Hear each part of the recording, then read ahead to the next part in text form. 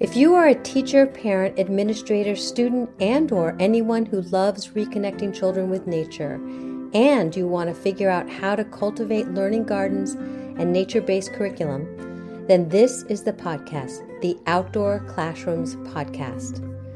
My name is Victoria Hackett. I am the founder of Outdoor-Classrooms.com and the Secret Gardens Nature Classes. I love witnessing the magic that happens when children are playfully learning outdoors.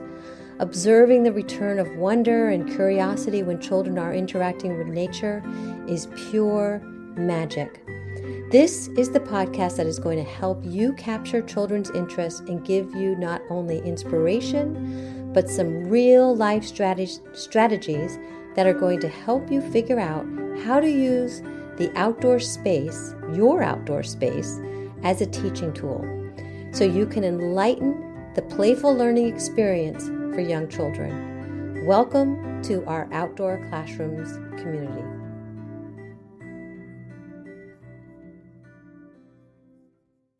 Ann Ranger teaches Forest Kindergarten at Shed Children's Campus in Andover, Massachusetts. She has been working with children outdoors for about 5 years. Prior to embracing nature-based education, and worked in more traditional schools and childcare centers for 25 years. She believes that any activity or lesson plan can and should be adapted for outdoor learning, and she enjoys sharing her love of nature with children and adults. Without further ado, Ann Ranger. Hello, everybody. We are here with Ann Ranger. She is at the Shed Children's Campus. Welcome, Ann. It's Hi, Victoria. great to be here. I want to let all our listeners know that this is an Outdoor Classrooms tour and talk, which means Ann is going to be sharing her very special program at the Shed Children's Campus. And those who are Circle members get to actually see the beautiful pictures that we have. So we really get a behind the scenes view. And if you are not a member, you'll be listening to the wonderful stories, but we would love to invite you into our great community. So welcome, Ann. Thanks for having me. Welcome, welcome. So to start, we have these wonderful pictures of your program. And I would love to actually backpedal a little bit. We've known each other for a little bit, but I would love for our community to know, and anybody who's listening, to know a little bit of the before you became a nature-based educator and what that looked like and what brought you into this world, because you are now Okay. teaching full-time outdoors. Right. So I've only been teaching outdoors in earnest for maybe about 5 years, and I've been teaching total for about 30. So for most of that time, it was a very traditional kind of approach where most activities and lessons were done indoors, and then we went outside to play for an hour or two a day. But it was really around the time of the pandemic, shortly before, I believe, so maybe 2019, 2020, at this point that I really took an interest in taking those lessons outdoors. And that actually stemmed from a training that was done at a center that I used to work at in Beverly, Massachusetts. When Victoria came to train the teachers, she basically just brought all kinds of activities and went out to our playground and set up different stations. And the teachers got to go through the activities as if they were kids. And that, I think it was that training that really, really got me going. I needed to learn more because it made so much sense. And we as adults had so much fun that night that we really started to think about what we could do to start just bringing our books outside and spreading a blanket under some trees, or, bringing some markers and paper out when we went. So we started small, real baby steps for what we did, but it did grow. And I stayed at that center for, well, another few years. And then I sort of spread my wings a bit and left and went out to experience outdoor teaching by joining the staff of a couple of different places in the area briefly. It was almost like a fact-finding mission. Really, it was a Yeah. fact-finding mission because I went out and I worked alongside teachers in summer camp type settings and different kinds of programs to just learn how to do this. Yeah.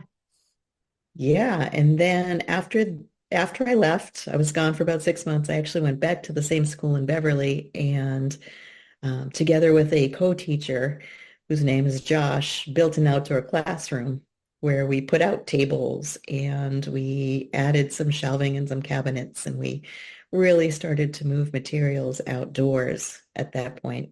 And here you are. And then you have come over Yes, so to, I changed schools just over a year ago. So I'm now in my second year at Shed Children's Campus, and I have cobbled together another outdoor classroom.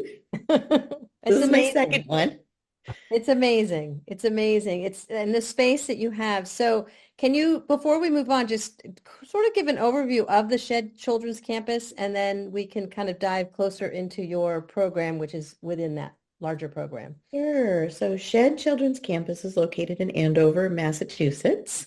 It is located on land that belongs to Phillips Academy, Andover, which is lovely. So we have lots of fields to roam. We have beautiful woods all around us, and plenty of resources. So it's nice. There are many places where we can take children and be outdoors, where they can really experience nature and so much natural beauty around us. Yeah. So the school serves toddlers through kindergarten in the early ed program, and then there is also an after-school program as well as summer day camp. I think that's Yeah.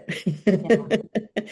So it's a pretty big place as far as population. Lots going on, lots of, teachers running around. And you are the designated forest school kindergarten teacher, Mhm. which So the picture yes, that we're looking at is, can you describe what's, this is what your, we're seeing. Okay, so my forest kindergarten classroom is located in a yurt. It is just outside the main building. And we have, as you can see, the lights are on. So we have electricity, we have air conditioning, and we have heat. We do not have plumbing, but it's very easy to run down a little pathway and into the main building for water and bathroom needs. And anything else we might possibly need from indoors is really easily accessible. So we are separate and outdoors, but yet we're close by. So it's a really nice arrangement that way. and to have a yurt. Oh, Yeah, incredible. the yurt is nice. It's cozy. It's cozy. And we are speaking today from a rainy, rainy, rainy day. And you said, yep, we're out all day. So Yep. that We is pretty, were. pretty We fun. only took shelter in the yurt for about an hour and a half today. Our morning was all full of mud puddle play and a downpour.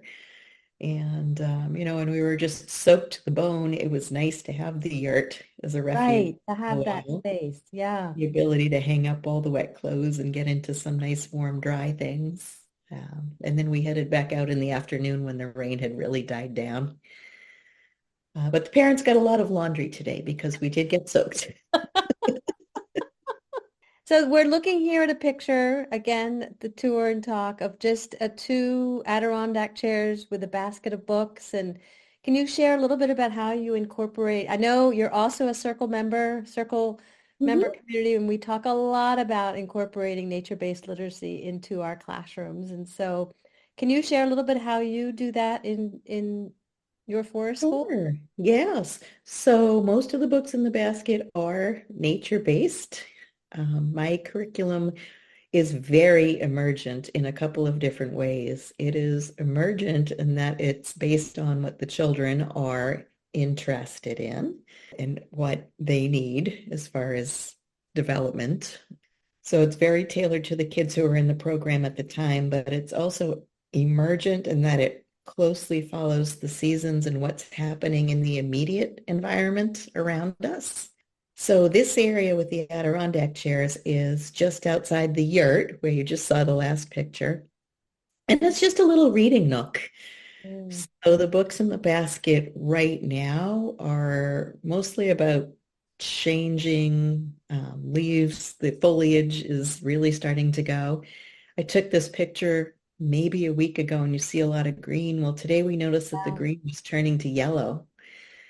So it's changing on the daily right Very now. quickly, I know. Oh. And then there are just some other good stories in the basket. I always throw in a few social, emotional, kind of how to be a good friend stories. And I change up the books in the basket about once a week.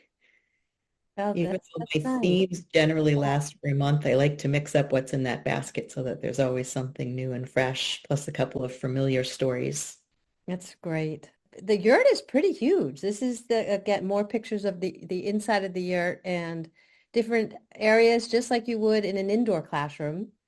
But it Yes. sounds like you're just even talking to you that you don't spend a whole heck of a lot of time inside the yurt. You're really outside. Oh, the goal is to be outdoors as much as possible. However, the year is set up as a lovely classroom, as you can see.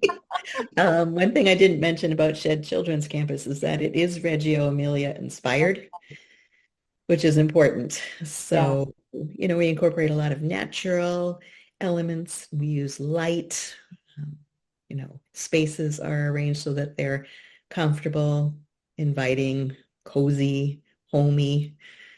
Well, it's just makes Not a whole lot of plastic toys and primary colors and things that were so much a part of my teaching for most of my 30 years in more right. traditional settings.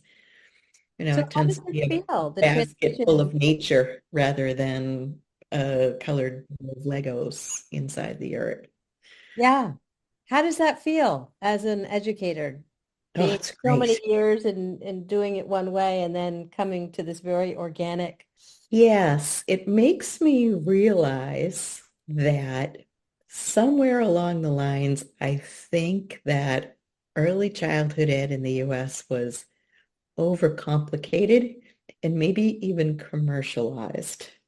Oh, interesting. And that I, hook, line, and sinker thought, I needed the best materials from the school supply catalog every year. And I had to have certain posters up on the wall. And that's what we did. But now I've simplified Hmm. quite a bit. In fact, that's my word for the year. In the circle, we pick a word a year. And so last year I was new at this school and with, my experience and being a bit older, my goal last year was to inspire others to be more nature-based and spend more time outdoors. This year, now that I'm comfortable in the school, I know everybody, I'm really realizing that it's the type of place where everybody's a little bit different, and that's great. There's a lot of diversity in our teaching and in our staff. This year, I'm just trying to simplify. That's, We really just do what we need to do and just use what we need to use. And oh, it's beautiful. Gives me goosebumps. I love that.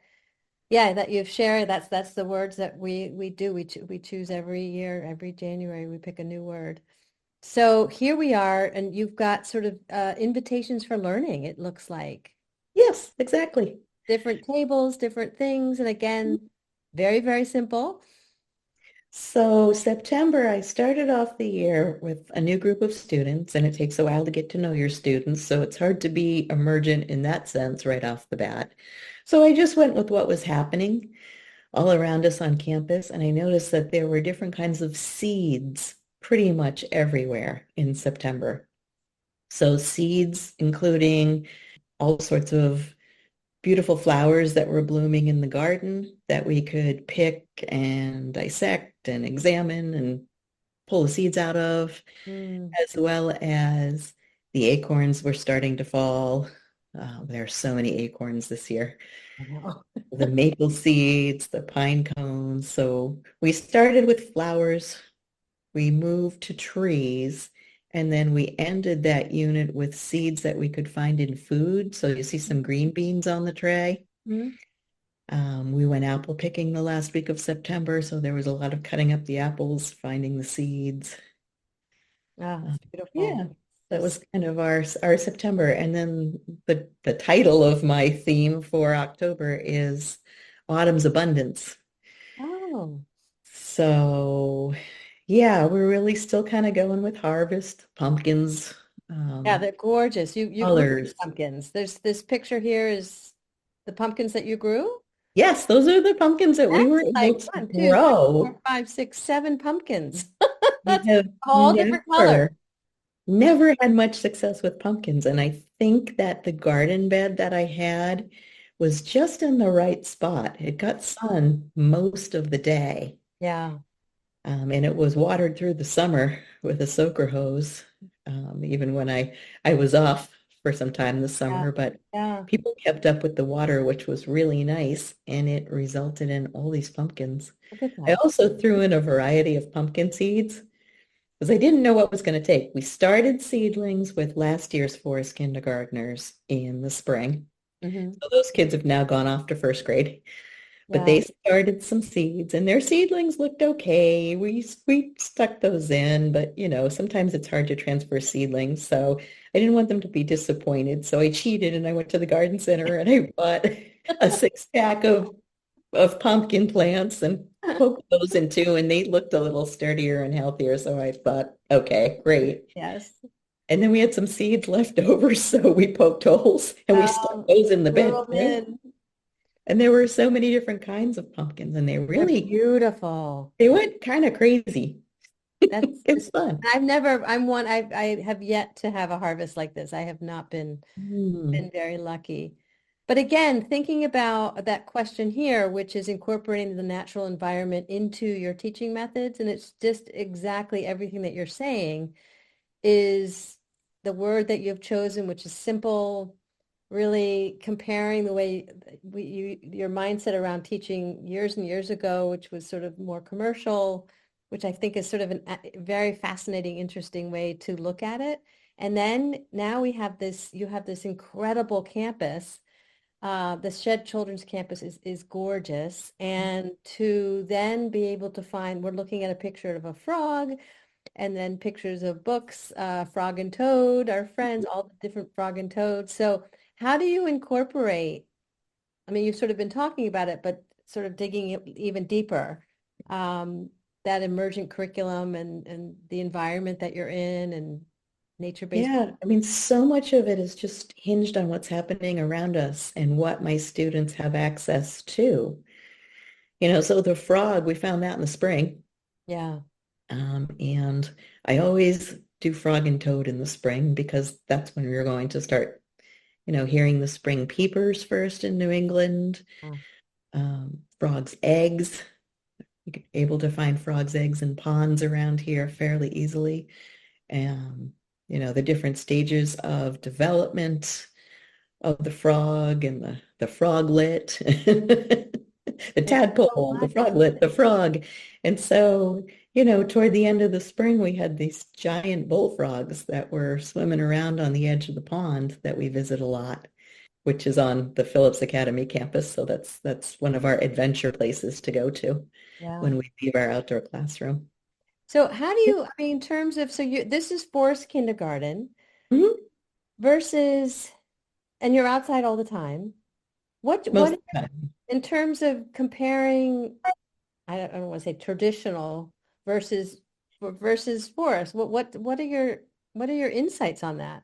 Well, yeah, it's how do I say this kindly? I feel like the forest kindergarten that I teach is sort of the anti-traditional kindergarten. Hmm. I teach in a town that has a very good public school system.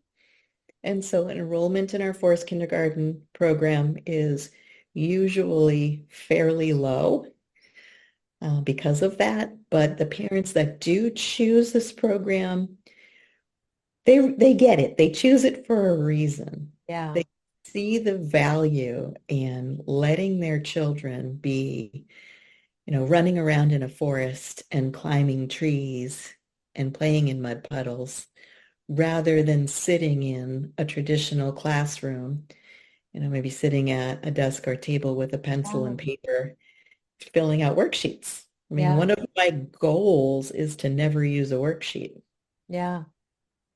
So when I say it's like the anti-traditional program, it really is. So I know that there are certain standards in the state of Massachusetts that, kindergarten teachers are guided by, and there are certain things that children need to know by the end of kindergarten. So what I do is I pay attention to those standards and I incorporate the basic ideas. So one good example of that is in Massachusetts, children need to be able to count 20 items. So, I mean, we can count way more than 20 items already at this point in the year. We're constantly counting acorns and keeping track of, how many birds we see on our walks. And we went for a walk last week and we counted all the pumpkins that we saw on Mm. people's steps on our way to our destination, which was just a playground down the street. But they'll Yeah. remember that. I mean, I think that's what's so fascinating about this whole movement is that, what are you going to remember? You're going to remember walking and counting all the pumpkins and being outside in the fresh air. You're going to remember sitting at a desk. hmm And So maybe counting, counting 20 you know, pumpkins on your piece of paper that then you're told you have to color orange before you can have your snack. right, right. So So the concepts are there. yeah, and I think that's an incredibly good example and important message. I The thought, did find I was struggling last year as my first year, and I was nervous that they weren't going to know enough as far as, literacy goes, printing their letters, recognizing their letters, emergent reading, all of that. So I did a lot of research, and we finally did purchase Handwriting Without Tears, mm, which it's nice. It's just enough. And I'm not using worksheets, so I'm yeah. not killing trees, and I'm not sending home paper that then parents are just going to throw away or hopefully recycle. Every child gets a workbook, and it's their special book. It's a thick book.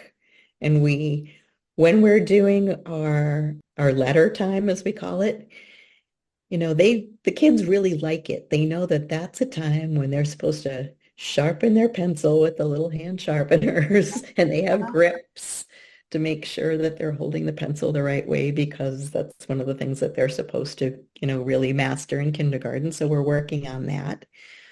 And we are just going through the book at our own pace. I mean, we'll be done by the end of the school year. It covers all upper and all lowercase letters. And it just is kind of like insurance for me. Yeah. I'm getting to all of it. And then for math, I use Math Their Way, Yeah. which is, if you know Math Their Way, that was published in 1978. Sometimes it's the good stuff that But it's a guideline, yeah. and it was designed by Mary Barada Lorton. She wrote the book to use ordinary objects that people have around their houses, maybe. Hmm. Bottle caps and measuring cups and spoons Yeah. and things like that to teach counting, to teach one-to-one correspondence, to teach simple addition and subtraction, graphing, sorting, all that kind of stuff. So instead of that household stuff, what do I use? All the nature Nature, parts. Yeah. nature. Yeah.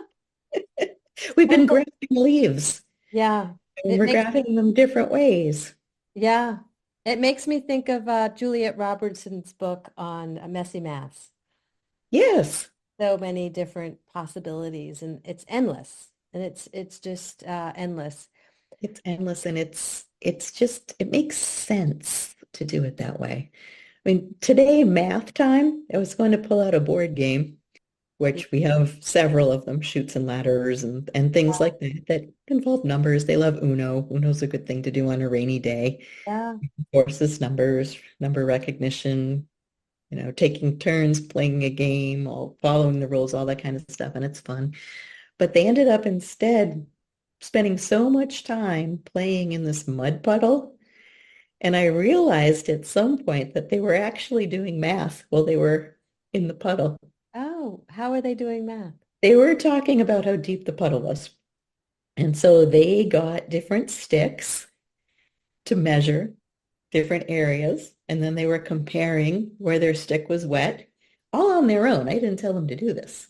That's kind of the magic of it all with the emergent Got goosebumps. curriculum. They wanted That's to know. And they had a plan where they wanted to dig a trench so that the water in the puddle could start going down the hill and into the forest, which they did. They got together and they took turns with a big shovel. And then one of the kids said, well, if we get some of these pots and pans from the mud kitchen, then we can take some of this water and we can pour it over there. So water transfer. yeah, magic, isn't it? It's sort of if we just let kids be kids, Yes. they'll figure it out. They'll figure it out. So I am one of the lucky ones because you are a circle member that I get to hear a lot of these stories and your memorable experiences, your success stories, the wins. Any, as we look through some of these pictures, any ones like you just shared, any others that you would like to that stand out for you? Ah, well, this was our art show at the end of last school year. So we had it outdoors. We got a beautiful day. Yeah, I we're had it set up on panels just in case we had to do it inside the yurt. yeah, Fortunately, I was able to put it outside, so that was wonderful. those are beautiful panels. Those Thank you. This bulletin board, that's sort of a bamboo, I don't even know. It's like a room divider, kind of a screen yeah. that, was just given to me. So Here you I used go. it for the art show.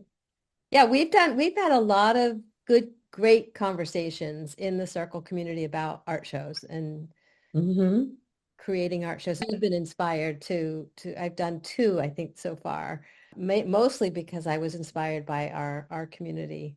And it's so neat to see different iterations of art shows and what that all means. Can you sort of share what's going on in these? I love this sewing here Ah, and yes. your weather station Yep. and any other, and also would love to know some of the challenges that you have faced. Oh, sure. Okay. So the photograph of all the wood there, This one. this is a good example of some challenges. So what that is just a bunch of planks that my students have put together and they've nailed them into that tree stump and they've nailed them together and they add rope to it. Uh, so the horizontal planks, those were last used as seats. And so there were three boys and they put a seat in for everybody and they got on there. And it was a bus and it was a train and it was an airplane. But my kids this year are absolutely obsessed with building things. How fun. So they are really capable, and a couple of them have said that they have tools at home and that they like to make things and fix things with their parents.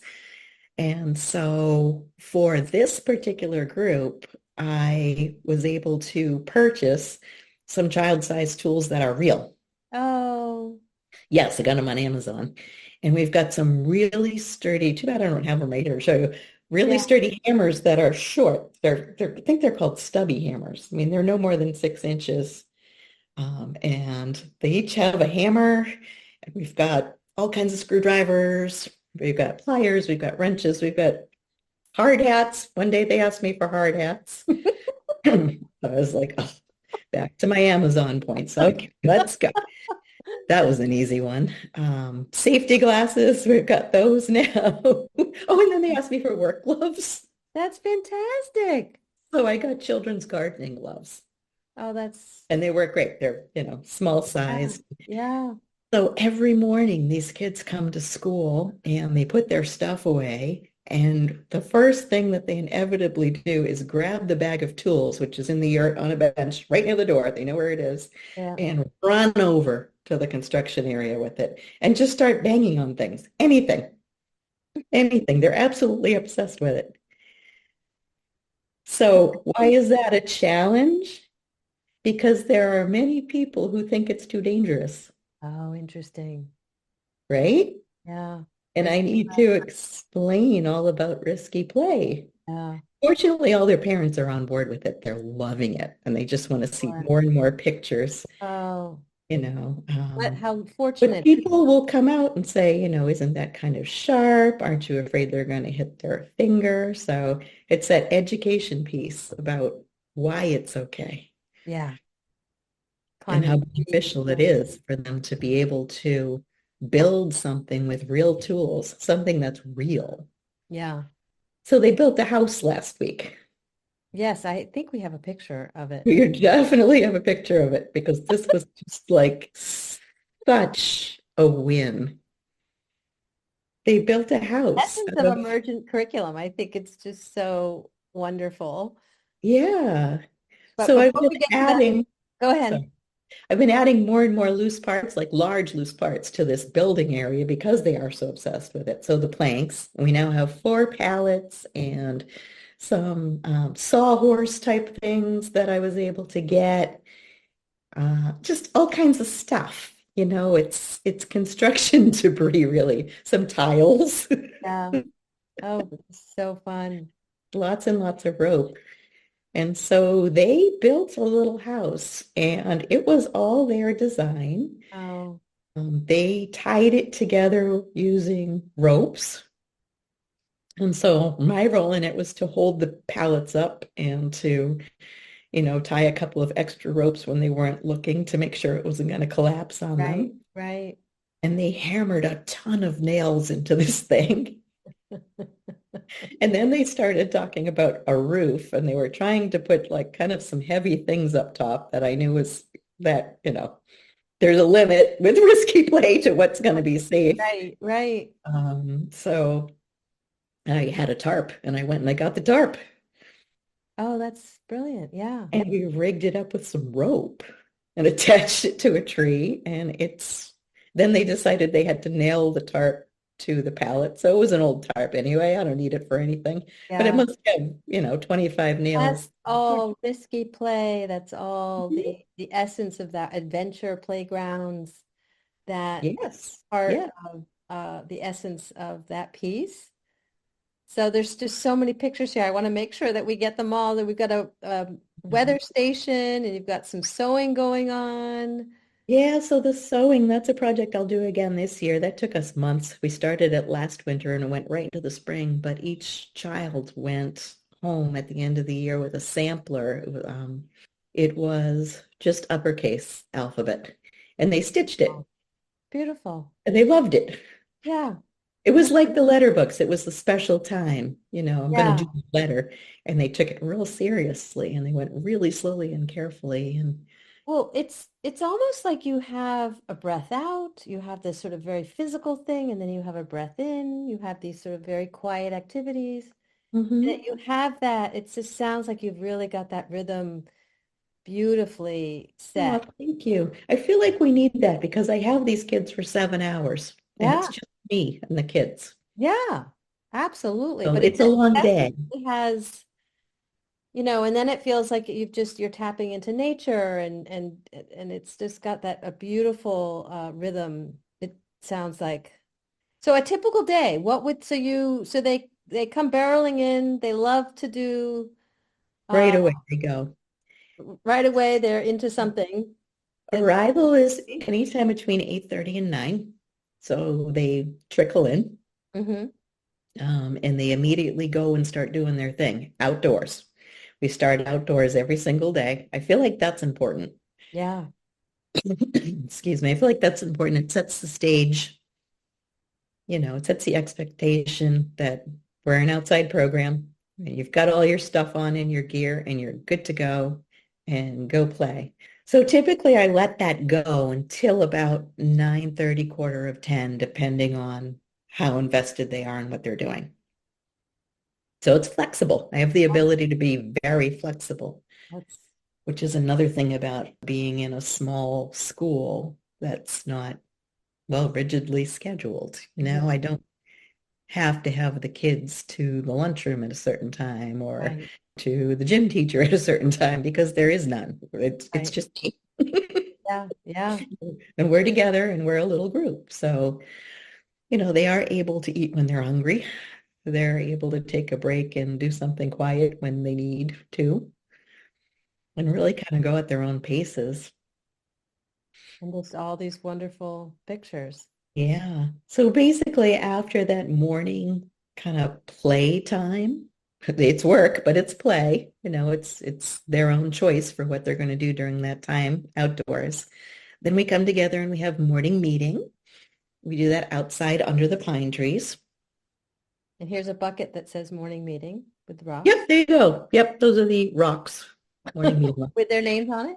Yes, yeah. Yeah. So that's how we greet each other. As I hold a rock up, they're learning to read each other's names, and they're pretty good at it now. And Wow. we've now gotten to the point where they want to hold the rocks up for each other. So that's Nice. kind of cute. We're adapting it. And then they say good morning to each other as they pass the bucket. You put your rock back in. So it goes around the circle. Everybody's greeted. We'll do a morning message on a whiteboard. Sometimes it's question of the day. Sometimes it's just like a little reminder about something special that's going on. We always read a book. So right now we are about halfway through Charlotte's Web. Oh, wonderful. Yes, So it's a real chapter book. It's like a it's real, a big kid book. Yeah, ah, they love that. I'm sure. How fun. I do plenty of picture books with them too, but we always have a chapter book going in Forest Kindergarten. That's beautiful. I love that. It's such a great. Yes. And they can just sit. Sometimes they have something in their hands while they're listening, usually a stick and an acorn.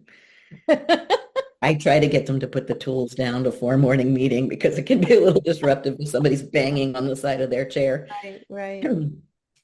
Yeah, but so we're halfway through Charlotte's Web. I love to start the fall with that first book. It just sort of fits the seasons. So in Massachusetts, in this area, we have several county fairs, but in this area, we have the Topsfield Fair, which is actually going on right now. And at Topsfield Fair, there will be a pig barn. Yeah. In Charlotte's Web, Wilbur is a pig. Most probably know the story. And in the book, the family goes to the fair with the animals. So I try Brilliant. to pull that in. And usually, most of the families do end up going over to Topsfield Fair. So Brilliant. It's it brilliant. just kind of ties in with what's happening. That's so fun. So the pictures we're looking at now are winter. Yeah, so we And got how snow. We are in New England. It snows. space changes and all the different sledding and just being outside. It's just beautiful. I Yes. pulled some of these pictures from Yep. our Circle Facebook page, which is a private Facebook page for our Circle members. And this one especially made me just giggle and laugh. It's a picture of some wood on top of some very, very red leaves. And your Hmm. quote was, the kids wanted to make fire, Campfire. campfire. So they made their campfire, which I love this. So I just wanted to add that. I added a few others. And then this was another, this looks like they're building and your seeds. Yes. Those jump ropes come in handy for the building. And then the giant sunflower heads. That's a great fine motor activity and a really good icebreaker. It's good for an open house first thing Yeah. when you're starting a new school year. I usually put out little tweezers so that they can pick the sunflowers. These kids, they figured out pretty quickly that if they turn the sunflower over and bang it, Oh. or if they rub their thumb against it, they get a lot of seeds really This is fast. the time. Oh, but I've had other groups where it takes a long time to go through the sunflower heads because they Yeah, do just pick, pick, pick, pick. that's beautiful. And Yeah. this was another one from the circle. Again, the benefits of seeing all these different programs in the circle. I would love for you to share your experience of being a circle member, but this being on the recipient of seeing these are pictures of your boys, and Hmm. they have these big old sticks, and they just look like Tom Sawyer and Huck Finn, and they're fishing Yes. with it was, and they look coordinated. They're like climbing this little rock. They look comfortable. They don't look stressed out. They just look like happy boys. Yeah, they And are. They're happy boys. They made fishing poles out of, big sticks. And I had some kind of clear gimp that you use for beating. So we didn't have fishing line, but we used that. right. We improvised. And then I thought it was really neat because they figured out how to make fish hooks. This How? was pretty brilliant. They took nails, large nails, Oh dear. they banged them into the stump part way, and then they took the hammer and they banged them from the side to bend the nails. And then they pulled with the claw of the hammer. I mean, these guys are savvy with their tools. They pulled them out Wow. and they had bent nails. Needless to Wow. say, they didn't catch anything, but they didn't really seem to care.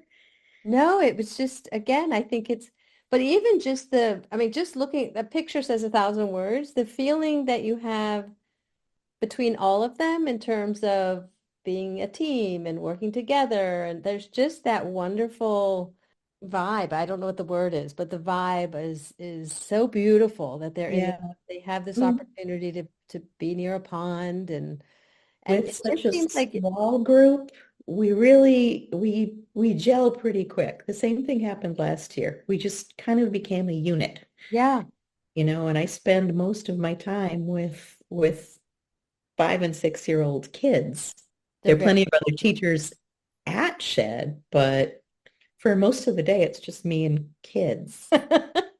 So we just kind of become a unit. yeah.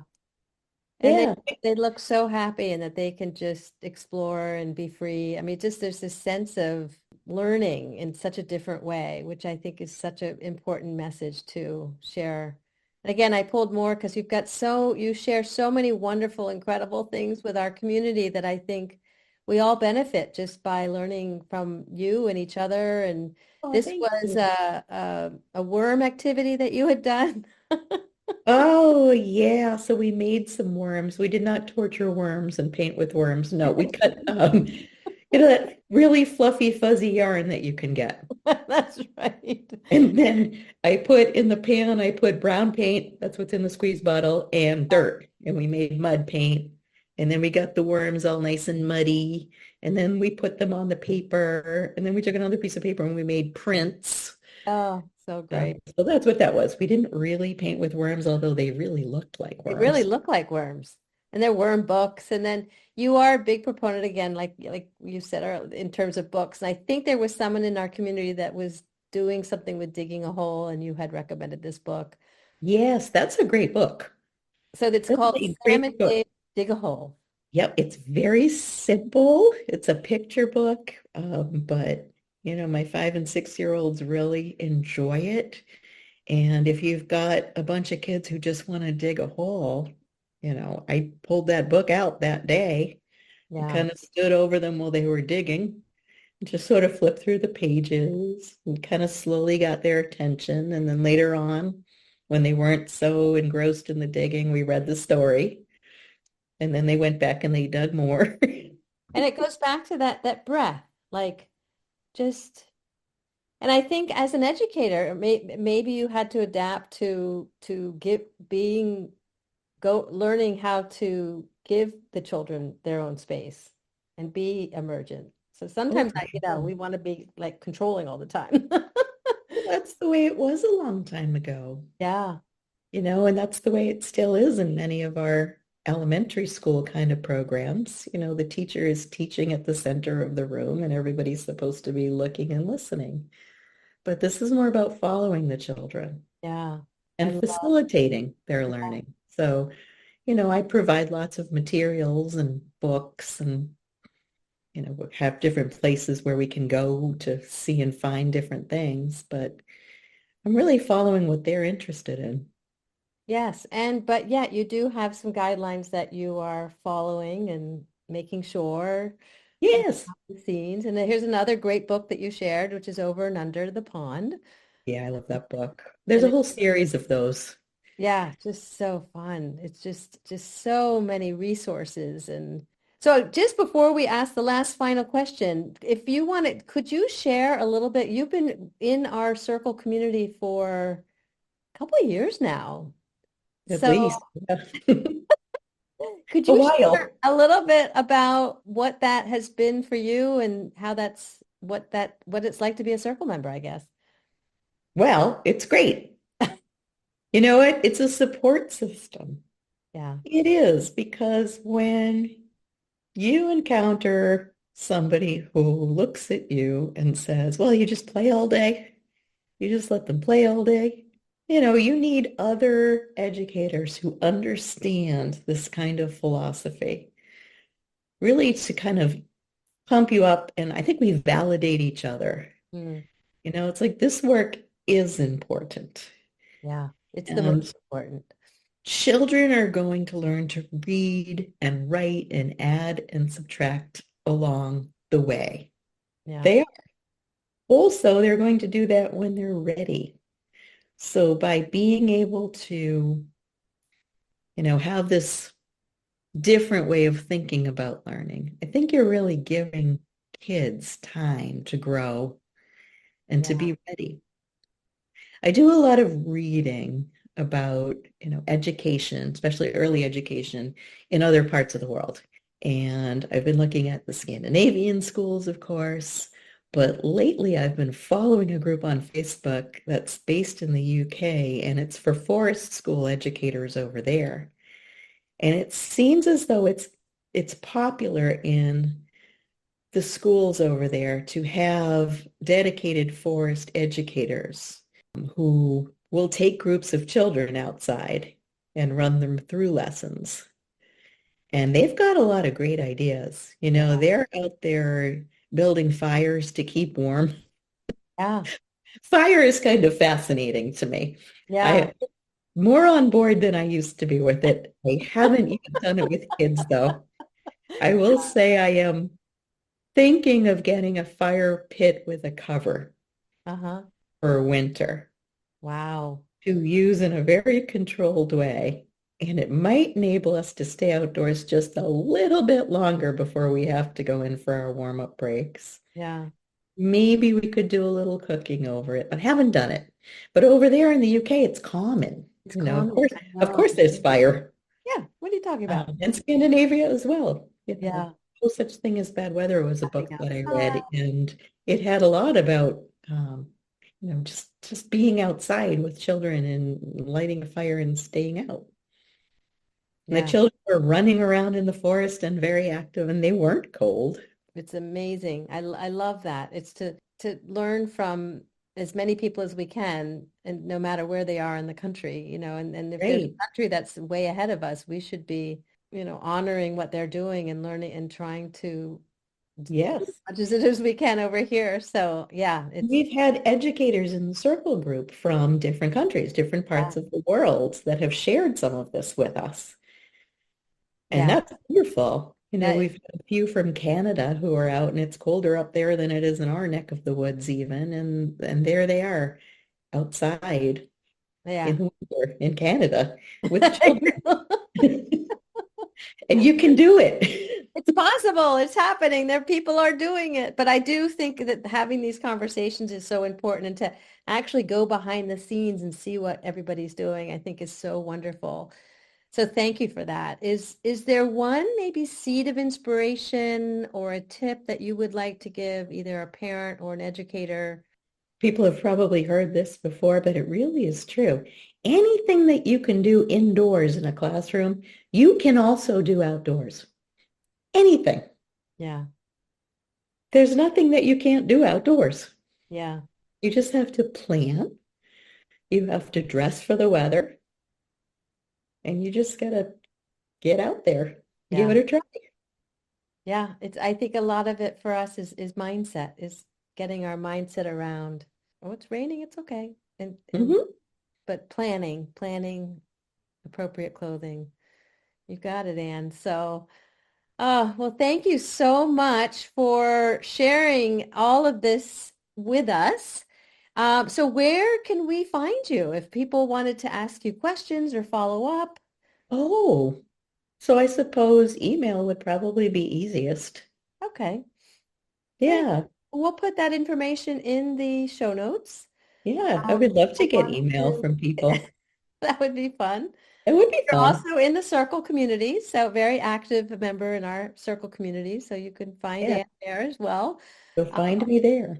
but we can get your information. I'll put that into the show notes. And Awesome. Again, thank you for your time and showing us a little bit of behind the scenes. And again, if you are a Circle member, you will get access to this as under the tour and talks. And if you're not, we would love to have you join us. If not, I hope you enjoyed this conversation. Thanks so much. Thank you. Thanks for listening. There are 3 ways that you can get involved in our Outdoor Classrooms community. The first thing is you can go to www.outdoor-classrooms.com to find our free nature-based book list library. That's a PDF with lists of books with links to them where they are all sectioned off into the 4 types of gardens. So it's a wonderful, wonderful resource that is free to you. We pulled that out of the shop to offer it for free. Secondly, if you really want to get to know us a little bit more, join one of our workshops. We have live workshops. We have pre-recorded workshops. You can go to our workshop library. You'll learn about our live workshops through our weekly seedling news. And thirdly, if you would like to dig even deeper and join our community, it's called the Circle Community, and it is absolutely amazing. If you are looking for a community of like-minded educators and or parents that are really seeking to create and cultivate outdoor classrooms and nature-based curriculum and really looking to be a part of a movement that is really changing the face of education. Again, it's up to you. Join us in any of those 3 different ways. Talk to you soon. Bye.